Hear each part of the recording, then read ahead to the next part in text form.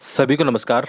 दोस्तों, internal security का आज हमारा लास्ट चैप्टर है, चैप्टर नंबर 10। और इंटरनल सिक्योरिटी का आज हमारा सिलेबस यहीं से पूरा होता है। आशा करता हूँ कि ये लेसन आपको बहुत ज़्यादा पसंद आए होंगे और आगे भी जो विद्यार्थी इन लेसन को देखेगा मेंस के एग्ज़ाम के समय, ये बहुत ही आपके हमेशा काम आने वाले लेसन है।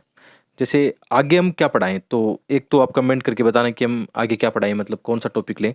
जैसे मैं सोच पा रहा हूँ कि इंटरनल सिक्योरिटी के अलावा बाद में जो नेक्स्ट टॉपिक आने वाले हैं डिजास्टर मैनेजमेंट और इन्वायरमेंट के टॉपिक है, उसके बारे में सोच रहा हूँ। बाकी आप कमेंट करना और ये वीडियो भी देखो। आप देखोगे तो आगे मुझे भी मोटिवेशन मिलेगा नए वीडियो बनाने में, ठीक है। अदरवाइज मैं खुद फिर क्या करूँगा, पीडीएफ शेयर करता रहूँगा।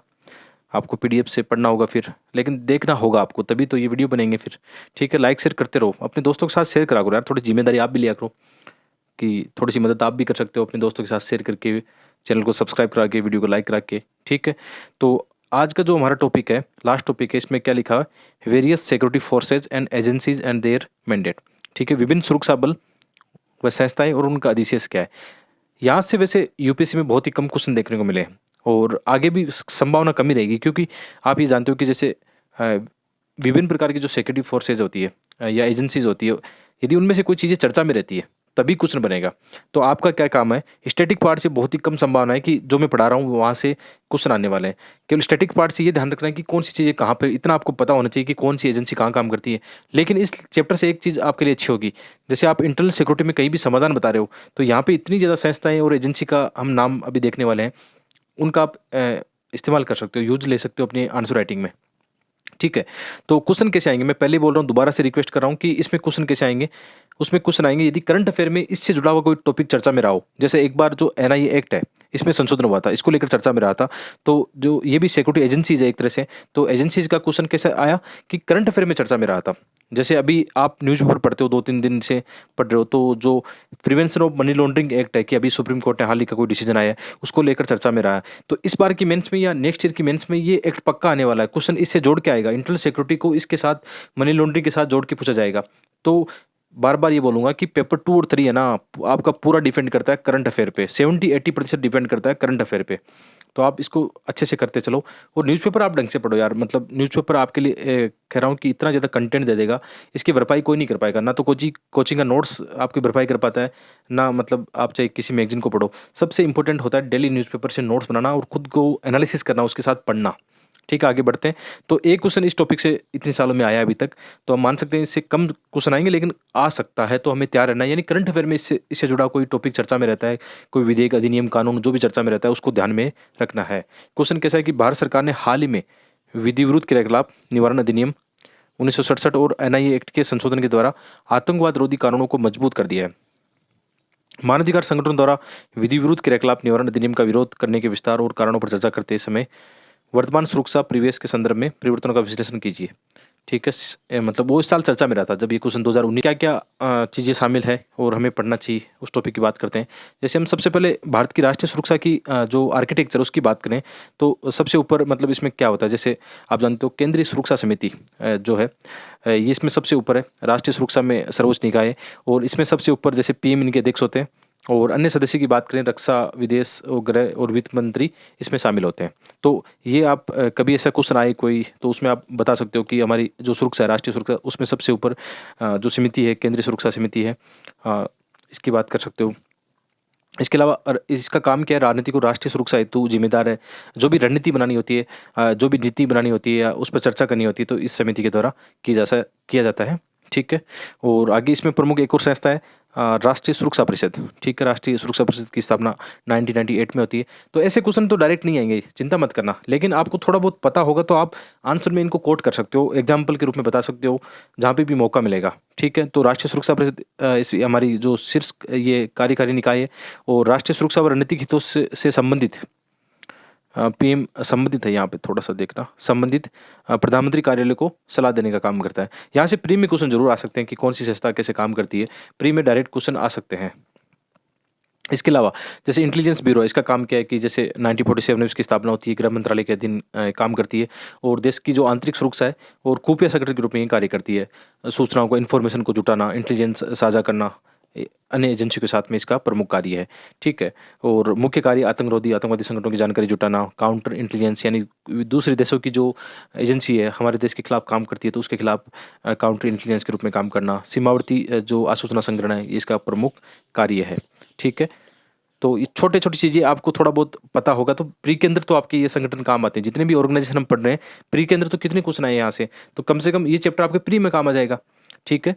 ये ऐसे तो मैं हमेशा बोलता हूँ कि जो मेंस की तैयारी करते हैं पहले मेंस का अपना सिलेबस पहले निपटाते हैं तो उनको प्री में कभी दिक्कत नहीं आती है। जीएस पेपर फेस्ट की बात कर रहा हूँ कि जीएस फेस्ट में जिनका 100+ स्कोर जाता है आसानी से प्री पास कर लेते हैं।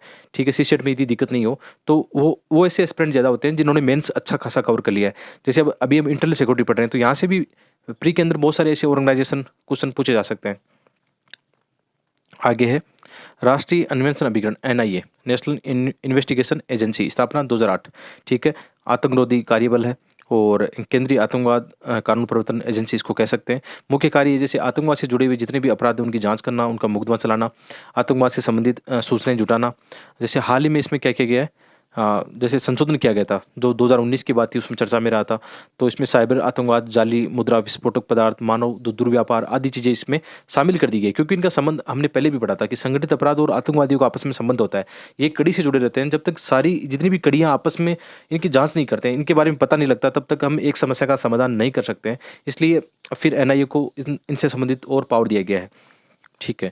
इसके अलावा राष्ट्रीय आसूचना ग्रिड, ये ग्रिड काफ़ी चर्चा में रहता है। जैसे आप क्वेश्चन बता रहे हो इंटरनल सिक्योरिटी में, आप ये बता रहे हो कि भारत सरकार का क्या भारत सरकार कैसे मतलब आंतरिक सुरक्षा को मजबूत बनाने के लिए कार्य कर रही है, या आतंकवाद है या संगठित अपराध है उनके खिलाफ हमारे पास ऐसे कौन से वैधानिक टूल है। तो उसमें आप बता सकते हो कि हमारे पास नेट ग्रिड है, हमारे पास एनआईए है, आईबी है, इनके बारे में जरूर बताना। ठीक है। नेट ग्रिड क्या है? एकीकृत आसूचना ग्रिड, यानी जितनी भी सूचनाएं हैं हमारे देश में, जो भी राष्ट्रीय सुरक्षा से जुड़ी सूचनाएं होती है, यदि वो एक ही प्लेटफॉर्म पर होती है तो मतलब जितनी भी और एजेंसी है जो सुरक्षा कार्य में कार्य करती है उनके लिए बहुत ही काम आसान हो जाएगा, सूचनाओं को एक्सेस करना आसान हो जाएगा। ठीक है। विभिन्न मंत्रालयों, विभागों और एजेंसियों से क्या करती है, सूचनाओं का एकत्रीकरण करना होता है, आसूचनाओं को अन्य एजेंसियों के साथ साझा करना होता है। इसके अलावा नेट ग्रिड के अंतर्गत मतलब जितनी भी चीज़ें होती है, बैंकिंग, क्रेडिट कार्ड, हवाई यात्रा, वीज़ा आदि से संबंधित सूचनाओं की एक जानकारी होती है ताकि कोई भी अपराधी या आतंकवादी उसको पकड़ना बहुत ही आसान काम होता है, उसकी ट्रैकिंग करना आसान हो जाता है। इसके अलावा मल्टी एजेंसी सेंटर भी बनाया गया है। इसमें एक आतंकवाद से मुकाबला करने के हेतु एकीकृत संस्था है। इसमें 24/7 आतंकवाद से संबंधित सूचनाओं को साझा किया जाता है। इसके अलावा वित्तीय आसूचना इकाई है कि जैसे मतलब ये होता है ना कि धन शोधन से जुड़ी हुई या काफ़ी ऐसे आजकल जो वित्तीय अपराध के मामले आते हैं उनकी यहाँ पे काफ़ी जांच की जा सकती है। तो 2004 में इसकी स्थापना होती है। इसमें ये होता है कि संदेहास्पद वित्तीय जो लेन देन होती है उस पर नज़र रखा जाता है, उसका डाटा जुटाया जाता है। धन संबंधी मामलों में जांच करने में इसकी बड़ी भूमिका होती है। इसके अलावा हमारे यहाँ जो रक्षा से संबंधित हम बात करते हैं तो जैसे सबसे ऊपर है जिसमें भारतीय सशस्त्र बल है। जैसे आप जानते हो थल सेना है, वायुसेना है, नौसेना प्रमुख रूप से इसमें काम करती है, राष्ट्रीय सुरक्षा के लिए काम करती है। इसके अलावा भी भारतीय सशस्त्र बलों को अर्धसैनिक जो संगठन है, विभिन्न अंतर सेवा कमान है और संस्थान जैसे सामरिक बल कमान हो गया, एकीकृत रक्षा स्टाफ द्वारा इनको समर्थन प्रदान किया जाता है, इनकी सहायता की जाती है। तो ये हमारा एक सुरक्षा ढांचा है। थोड़ा बहुत पता होगा, लिखने में आपके लिए आसानी होगी। डिटेल में मैं नहीं जाऊँगा, डिटेल में ऐसा नहीं जाऊँगा कि इसमें क्या क्या कार्य कहाँ हो रहा है। इसलिए जैसे मैं बोलता हूँ ना, आपको यूपीएससी का सिलेबस है ऐसा है, यदि आप इसमें पीएचडी करोगे ना तो आपका सिलेबस 10 साल में पूरा नहीं होगा। और यदि आपको ये पता है कि मेरे क्वेश्चन कैसे आते हैं, से मेरा सिलेबस क्या है, मुझे टू दी पॉइंट पढ़ना है। जैसा टॉपर्स के नोट्स आपने देखे होंगे, ये मेरे वाले नोट्स तो बहुत बड़े हैं, मैं तो आपको पढ़ाने के चक्कर में से बनाता हूँ। अदरवाइज मैं जैसे इंटरनल सिक्योरिटी की बात करूँ 10 पेज के अंदर पूरे नोट्स समा सकता हूँ। ये क्षमता आप में होनी चाहिए। ठीक है। बहुत ही शॉर्ट पढ़ना है क्योंकि यार मेंस के एग्जाम में आप ज़्यादा पढ़ के जाओगे क्या लिख पाओगे, कुछ याद ही नहीं रहेगा, आपका माइंड कन्फ्यूज हो जाएगा कि मुझे लिखना क्या है। इसलिए शॉर्ट पढ़ना है, बार बार रिविजन करना है, टू दी पॉइंट पढ़ना है। ठीक है। आगे चलते हैं। इसके अलावा जैसे इसमें ये चर्चा में रहा था, याद रखना इंटरनल सिक्योरिटी जैसे आपने अभी पढ़ा हाल ही में, जैसे मैं अपना एक अनुभव साझा करता हूँ कि अभी जैसे मैं इंटरनल सिक्योरिटी पढ़ रहा हूँ और अपने सिलेबस के बारे में पूरी जानकारी रख रहा हूँ और प्रीवियस ईयर के क्वेश्चन देख रहा हूँ। तो अब जैसे मैं न्यूज़पेपर डेली पढ़ता हूँ ना, तो मुझे हर जगह ये नजर आता है कि यार ये तो इंटरनल सिक्योरिटी में काम आ सकता है, यार ये तो मैंने कल वहाँ पढ़ा था। यानी हमारी थिंकिंग है, हमारी माइंड की जो कैपेसिटी है वो पहचान रही है चीज़ों को। इसलिए यदि अभी तो इंटरनल सिक्योरिटी के साथ आपके साथ ऐसा होगा, यदि आप पूरा सिलेबस प्री और मेंस के क्वेश्चन पत्र सब देखते हो तो आपको पूरा न्यूज़पेपर के अंदर जो चीज़ें काम की होगी ना, वो ऐसा लगेगा, आपको एकदम स्पष्ट दिखाई दे रही है। आपको लगेगा कि यार ये तो मेरे सिलेबस में है, मुझे टू दी पॉइंट ऐसे ही पढ़ना है इसमें। तो ये आपका एक नज़रिया बन जाता है, उसी हिसाब से आपको आगे बढ़ना है। ठीक है। जैसे एकीकृत थिएटर कमान चर्चा में रहा था, थोड़ा बहुत पता होना चाहिए क्या है। जैसे भारतीय सशस्त्र बलों की हम बात कर रहे थे, तो इसमें अलग अलग मतलब कमान क्षेत्र है। जैसे आपने देखा होगा नॉर्थ कमान, साउथ कमान, अलग अलग जो जैसे नौसेना है या आप देखते हो थल सेना, उनके अलग अलग कमांड एरिया होते हैं। तो जब भी युद्ध होते हैं तो इसमें क्या होता है, फिर एक संकट बनता है कि उनके आपसी जो एक समन्वय, या आप जानते हो कि एक साथ मिलकर काम करने चाहिए था, उसमें कहीं ना कहीं समस्या आती है। तो इसको समाधान निकालने के लिए क्या किया गया है कि इसमें देखो लिखा हुआ है, भारतीय सशस्त्र बलों में वर्तमान 17 कमान कार्यरत है, जिसके कारण क्या होता है, संकट के समय निर्णय लेने में दुविधा से बचने हेतु एकीकृत थिएटर कमान का गठन किया गया है। आपने कई मूवीज में देखा होगा, जैसे बॉर्डर मूवीज में देखा, थल सेना जैसे वहाँ पे आर्मी लड़ रही होती है, तो उसको नौसेना का या वायुसेना का जो समर्थन मिलना चाहिए उतना समय पर नहीं मिल पाता है। तो ये छोटी छोटी चीज़ें होती है जिनको समाधान समय समय पर किया जाता है।